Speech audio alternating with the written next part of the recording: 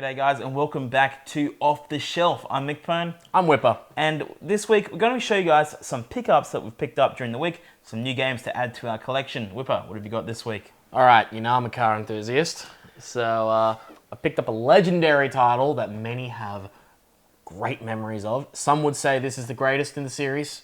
Some would say it's another title. I'm personally a fan of this. Need for Speed Underground 2. The amount of hours I wasted of my childhood in front of this. Sorry, wasted?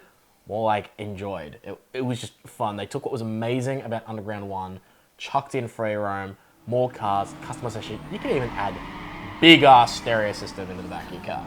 Best. You could go full hog with this game. Didn't make any difference to your car, but whatever. I just love it. It just captures underground street racing perfectly. Some would say Most Wanted's their favorite. I wasn't a fan of the daytime scene, the nighttime where the lights are going off, you can see the neon under the car. It was just, I was beautiful. an Underground 2 fan, Alright. personally. I loved it. I'm not much of a car guy myself, but yeah, Underground 2, like, just hit the nail on the head as far as just the customization goes, the racing, the music, like everything was just on point. And it's a shame that EA haven't been able to match it since. No, and it was really arcadey as well. Yeah. So if you're a car enthusiast, you loved it. And if you just were someone that wanted to pick a car, do it up, tune it, get on the track, race, you could do exactly that. Exactly. It was just really accessible, really fun, and I recommend it for any PS2 collection. Banger through and through. But I've got an interesting one here. Disgaea 2 Cursed Memories. Now, this I've been hunting for a little bit because I've always been interested in the Disgaea games, but never really got around to playing them. I've actually got a few of them up there behind us. But from what I can see, it's sort of a turn-based strategy game. Well, it's not so much like, you know, your real-time strategy, but it's kind of, I can't remember the type. It's like... It's like a tactics, turn-based tactics. Turn-based There we tactics, go. yeah. Turn-based tactics. And yeah, look, I mean, it's got that sort of like chibi sort of anime style to it. And I know this has had a release on PSP as well. And I think it got a sequel on the PS3 as well, on top of that. I think it did, actually. Yeah, it did. But you also get a double disc in here as well. One of them is the soundtrack. So that was a nice surprise when I picked this up from the CEX, getting the soundtrack with the game. Because usually, you know, for stuff like this, you don't really get that often. But look, I mean, I'm pretty keen to check this out. Apparently, you got over 200 character classes that you can create from, which is just absolutely insane. See, I can't wait to get stuck into this one. Might stream it, perhaps. We'll see. We'll find out. What else you got, Whipper? Well, if we're talking tactics-style gaming, there was this title, another one from my childhood. This one took a twist of a children's card game and added a bit of chess-style strategy to it. I mean, I'd hardly call this children's card game, but... True. Yeah. If you watched the very original anime. Yeah. Yu-Gi-Oh! The Duelists of the Roses. So this took a very interesting turn. If you know the Yu-Gi-Oh! Card game, you've got your monster field and your spell and trap field. But instead, it gives you this field of all these different environments, and you set your cards down and you move them around like chess pieces. Yeah, right. And the setting was interesting. It takes the characters from the show and throws them into 1400s England, where there's this whole battle between Yorkshire and this other clan I can't remember. And you pick a side. You're basically summoned from the modern age, and you pick a side to fight for, and you end up picking like a starter deck and having to go through, beat all the characters and work your way. So there was a few ways to do this, and I've actually watched some speed runs of this. Some people have completed this in half an hour. Bloody hell. I'm trying to like understand how, you know, a battle between, you know, in the 1400s ties into Yu-Gi-Oh! But Japan just found a way to do it. they found a way to do it. Bloody hell. All right. Sadly, didn't come with the limited edition cards, but that's okay. The game was in great nick, manual. My only complaint, a bit of a chip at the bottom of the case. That's all right. I'm just going to look for a spare case. Yeah, look, easy find. But I quite enjoyed this as a kid. Yeah. It wasn't particularly popular, but I'm actually happy to have this. Sometimes some of the best gems are not always the most popular. Yeah, exactly. Yeah. All right. Another PS2 one to add. Now, a lot of you probably know this one, Jak 2 Renegade. Now, I've actually never played the Jak and Daxter series, not once. I missed out. I was a Ratchet and Clank fan back in the day. So, yeah, the Jak series just went whoop, straight over my head. I was a big Crash Bandicoot fan, though, back in the day, even though Spyro's always better. But, yeah, no, Jak 2 Renegade, and it's in pretty good condition. Found this one at CEX as well, and it's the sequel to Jak and Daxter, the precursor Legacy, and that's a series I've always been wanting to get into. I love my platformers, and I think in the later games of this series, they get a bit more grittier.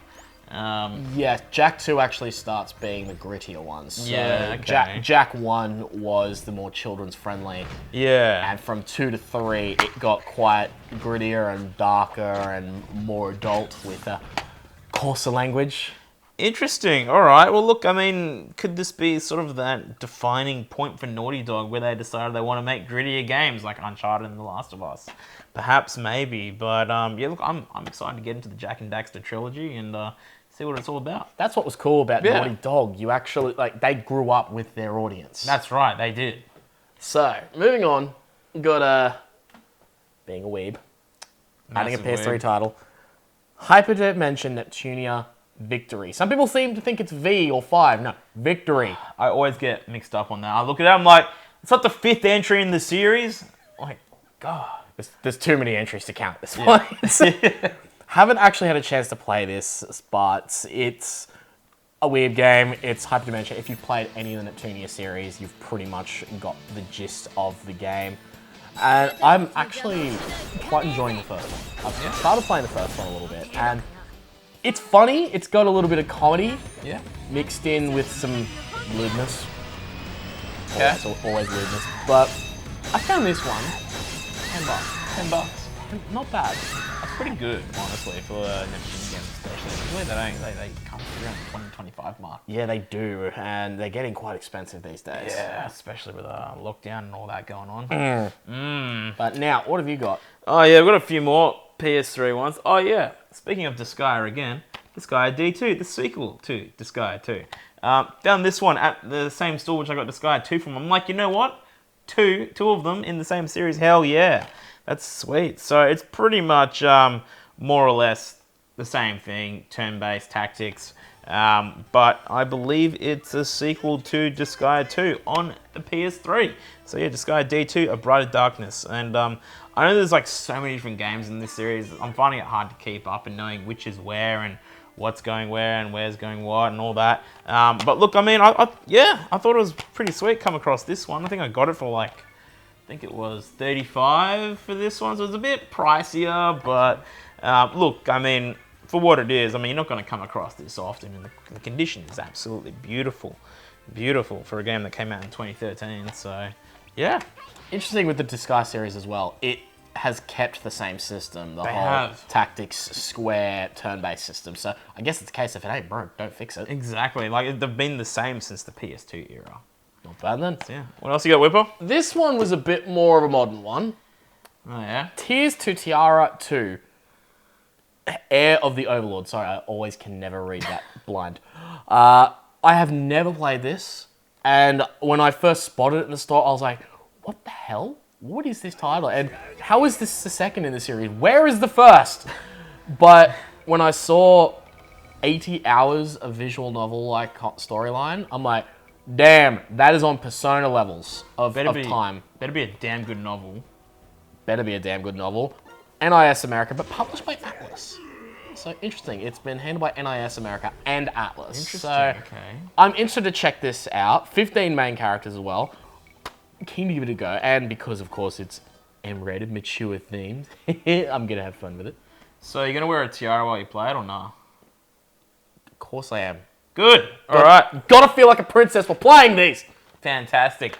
And my last pickup was Star Ocean: The Last Hope International on the PS3. Now, I don't understand why it says international. Like, I don't know if this is like an international version of the game or if it's, you know, part of the game itself. I always thought that was a bit strange. But yeah, it's another game in the Star Ocean series. A fantastic RPG dating all the way back to the PS1. It actually got the first two entries got a remake on the PSP.